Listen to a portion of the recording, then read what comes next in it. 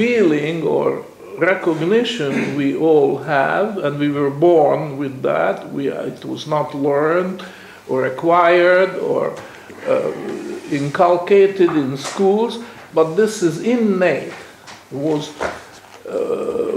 We were born with that insight that if we put out funds on loan or invest funds and so on, then if other things being equal, ceteris paribus, other things are all the same, then we all prefer which type of investment, which type of loans, from the point of view of the creditor?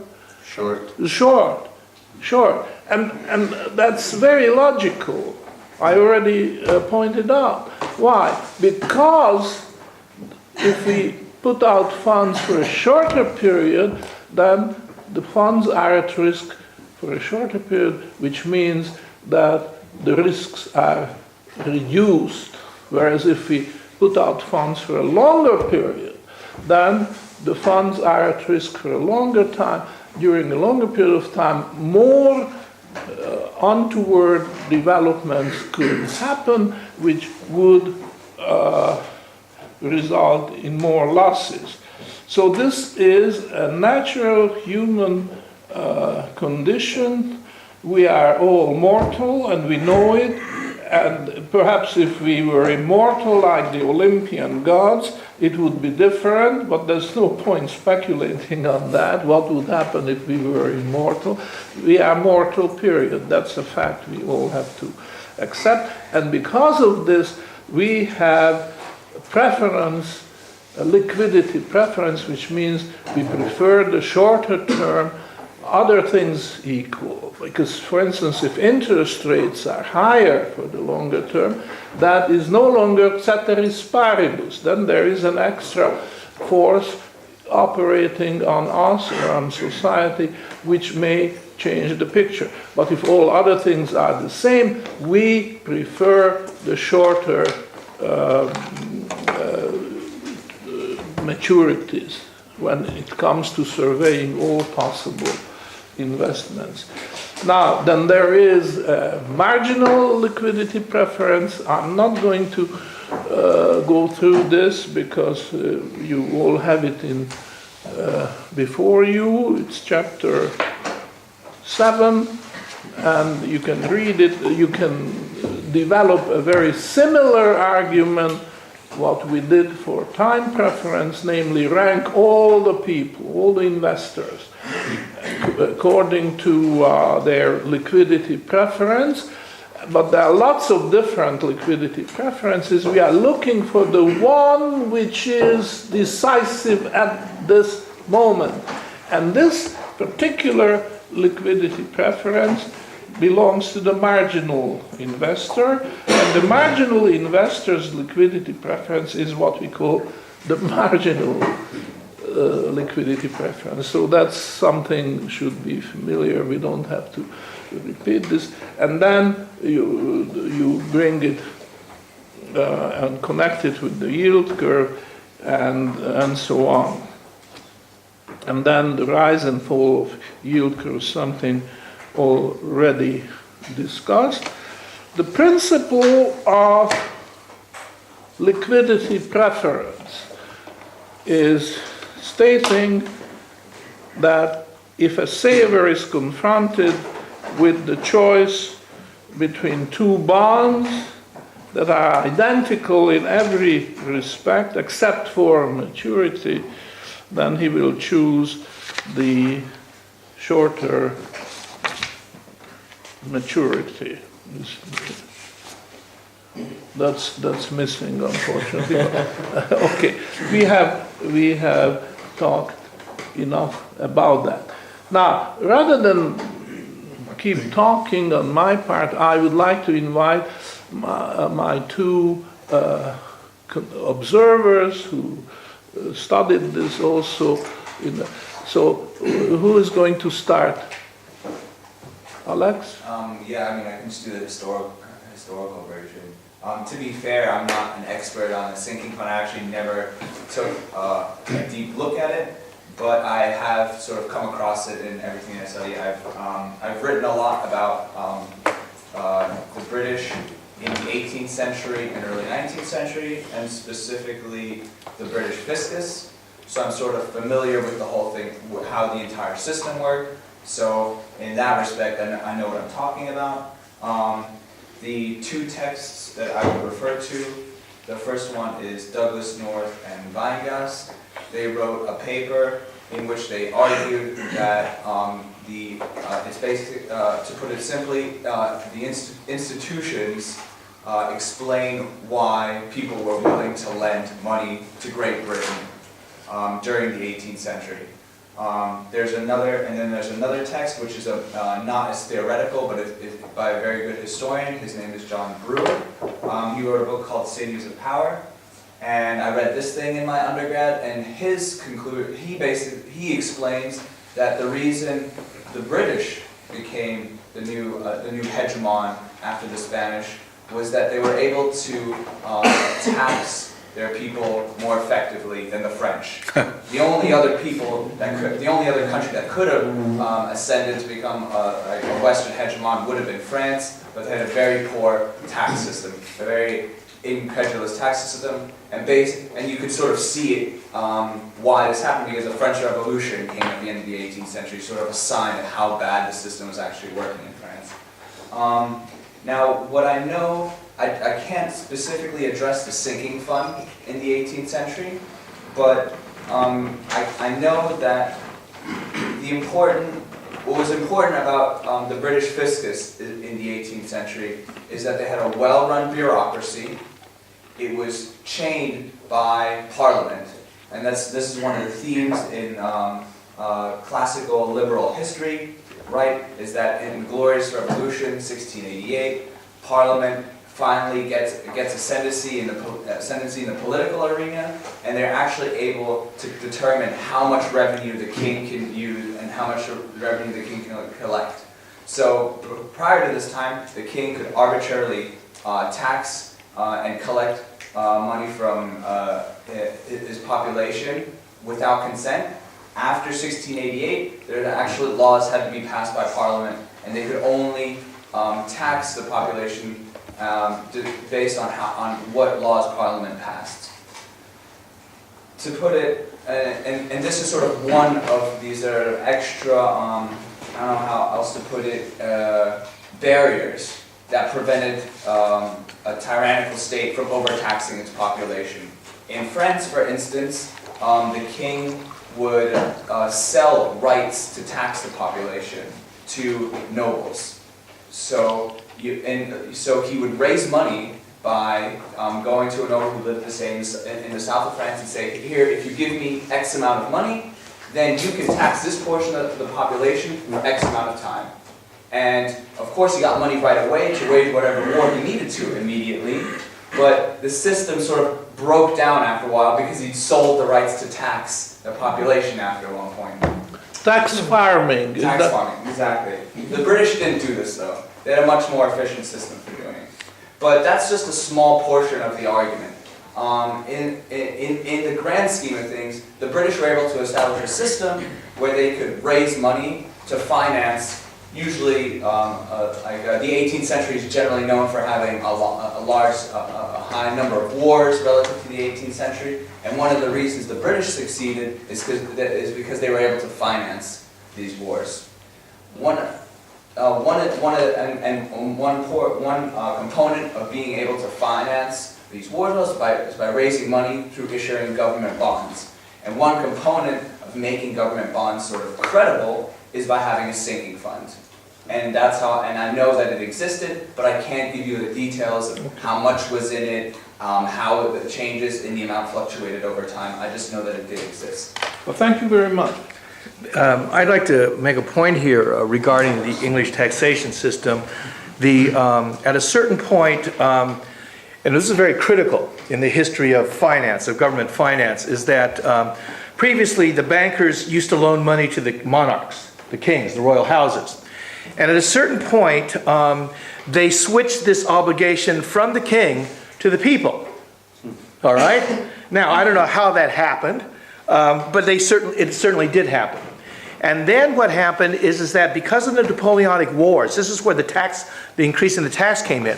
Because of the burden of the Napoleonic Wars, they owed so much that the Parliament had to institute a temporary tax on the English people, which was the world's first income tax.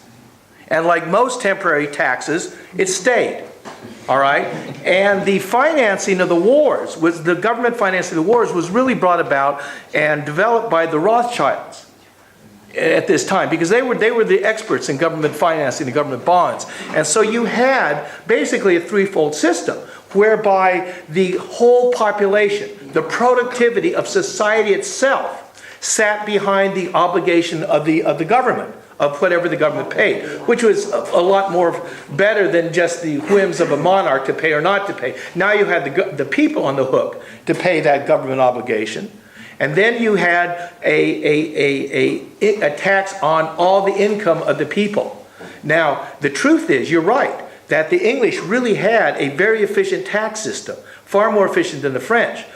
And so you could posit the difference between the English and the French tax system, but by the same token, you could posit the difference between the American and the English tax system.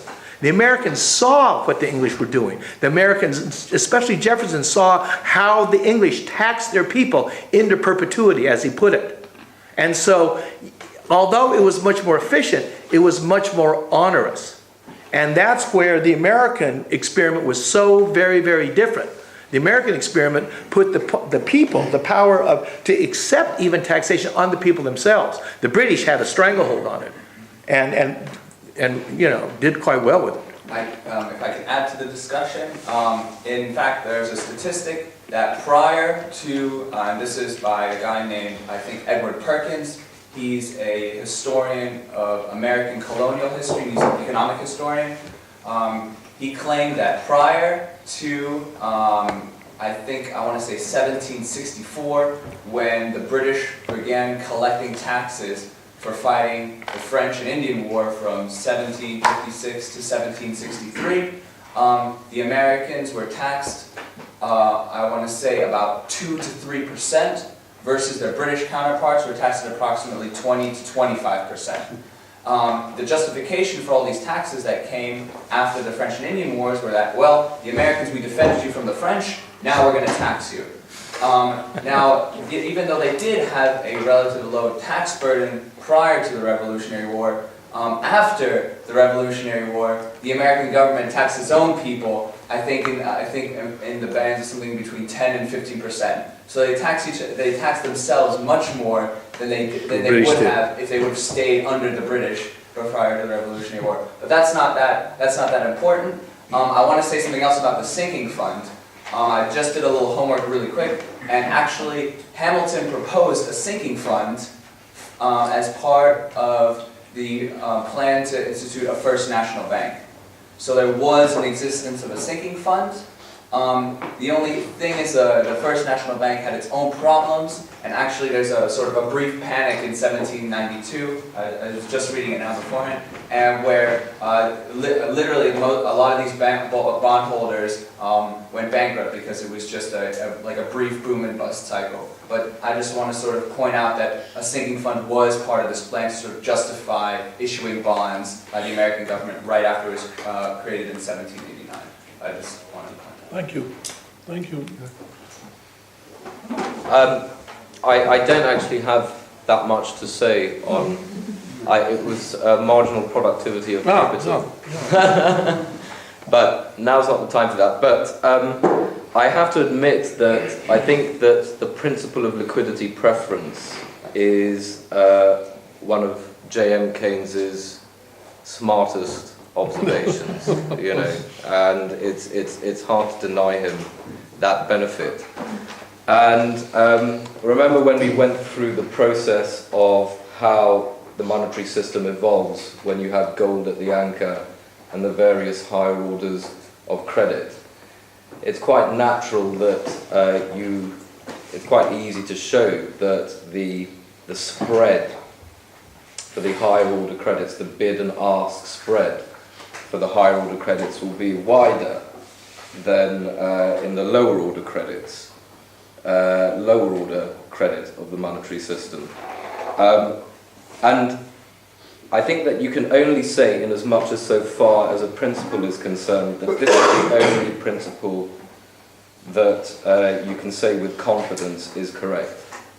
Is that you would rather have something, you would rather have your gold returned to you more quickly than more slowly.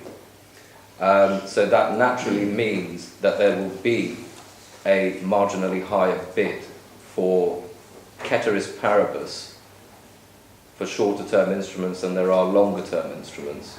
Okay. Now, this is an area of work for me, but I think Ludwig von Mises saying that future goods are always at a discount to present goods is sort of like a warped misunderstanding of liquidity preference, in my view. Yes, you can show that if the principle of liquidity preference is true in certain cases, that the present good will be at a premium to the future good. But it is not necessarily the case. Okay? So we should move from this concept of future goods always being worth less than present goods to the concept of liquidity preference. So that's all I have to say on the subject. All right. Open discussion. The floor is open. Keith. I think in light of this, I want to refine my thought on the slope of that flat curve. The slope there is actually the change in liquidity preference over time.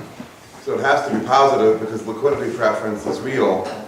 But if everything is in a clean market based on gold and there's a sinking fund, the liquidity preference will be small. And then Sandeep makes a really interesting point, the bid-ask spreads are getting wider also, which is apart from the market price, as it were. The spreads are widening, which is interesting. I already commended you on this thought because I was struggling with myself, saying that the normal curve is not so normal after all, but on the other hand, the flat curve has its own problems of instability. And I was trying to find the correct answer to that problem. And I didn't find it, but thanks to Keith's contribution, I think I'm closer to the solution now, because I think the answer is that narrow deviation between the completely flat yield curve and the slightly flat yield curve, provided that this spread is within that range where the speculators are locked out, there is not enough profit for them, and therefore they are not interested in borrowing short and lending long, which is the big interdiction in all economics. We derive a lot of problems from that one cardinal sin, borrowing short and lending long. If that is small enough, then we have the ideal situation, and I think that is the proper answer. Now, further questions? Are there any more questions here? There is an inflationary expectation in all this thing, or we are talking strictly only under gold standard. Only under a gold But standard. if I look at this liquidity preference, this particular chapter, you're relaxing some, if you go by the first paragraph, you are relaxing some parameters over here. The parameters don't include the gold standard, it includes something which is closer to reality. Well, what specifically are you talking about? We shall now relax this restriction in order to conform to reality. Since time if you read the entire paragraph, it sounds to me that maybe you are going out of gold standard and something near to what today's market is. So if today's market has sinking fund and under gold standard sinking fund, under gold standard if you have a sinking fund, I agree with whatever has been said. But in today's time, you have to have a sinking fund. If you want to have a sinking fund without a gold standard, where is the inflationary expectation there? Well, the central bank is one huge sinking fund, because if you want to take it to the modern day extrapolation, where are the inflation? I don't understand what you mean. The inflationary expectation is whatever I'm willing to bid for a bond. Yeah, but then there cannot be a flat yield curve. There has to No, be but a there sloping isn't. yield curve. No, in the current environment, of course that will not be the case. But even under a gold standard, it would still be the case, though. Except it would be so small as to not be able to furnish any trades on it. You would not be able to borrow short and lend long here for a margin. The margin would be taken by the bid-offer spreads. No, Sandeep, if it is on the gold standard, I completely agree. I'm not disputing anything. Yeah. Okay, so what you are saying is the complete, whatever we have discussed is completely under gold standard. Yeah. Right? Yeah. And why is flat yield curve less stable than the upward sloping yield curve? Why is this less stable than this? Flat yield curve is less stable yield curve than upward sloping because it is an indication of panic. No, I think Professor was saying inverted. Inverted is less stable. Okay, even if you have an inverted yield curve for some time because of extra demand for money at the shorter end of the curve as compared to the longer end of the curve, because longer end of the curve has something to do with capital formation and shorter end of the curve has something to do with working capital formation. Okay, so even for some time you have shorter end of the curve means inverted yield curve, sloping, inverted yield curve. Is it necessary that it has to be a panic? Well, yes, because anyone that's funded their long-term assets on short-term money no longer has an arbitrage, profitable arbitrage. It's now costing them more to fund their long-term assets than the long-term assets are yielding. So unless you're sort of a bit psychotic and you want to destroy your capital, then this will cause all of the irregular trades, irregular positioning on the yield curve to unwind. It has to. You can't pay 2% and get 1% without destroying your equity base after, however many. Does that make sense? I mean, no, but if you are paying 2% for working capital and you've made capital formation with 1 percentage point. No, forget about that. I'm talking about the people who have induced the yield curve to invert in the first place. Those people, which is if you think about the total way that financial fiduciary assets in the current system are financed, they're financed in that way, on short-term money. Which people will induce the yield curve to invert? So if the yield curve inverts, then how can the banker make any money? It's not possible. So banker is a small part of the economy. No, it's not. I'm talking about the whole financial assets of the whole globe. They're financed by this irregular form of credit. It's not just some narrow part of the banking fraternity that's doing some higgledy-piggledy under the covers trading. This is the financial system as we have it today. Every single bond of a long-term duration has been financed with credit of a shorter and incorrect duration. So then if there's a destruction of capital, wouldn't it lead to inflation going up? That's another topic, which we will have later on. But it could be hyper-deflationary, But I think we should move on to... Rudy, did you have a question here? Well, I think it's been answered very well by this discussion. Thank you. Okay. All right, then we can have a break now. Then we'll take a break. Unless there are more questions. Okay, good.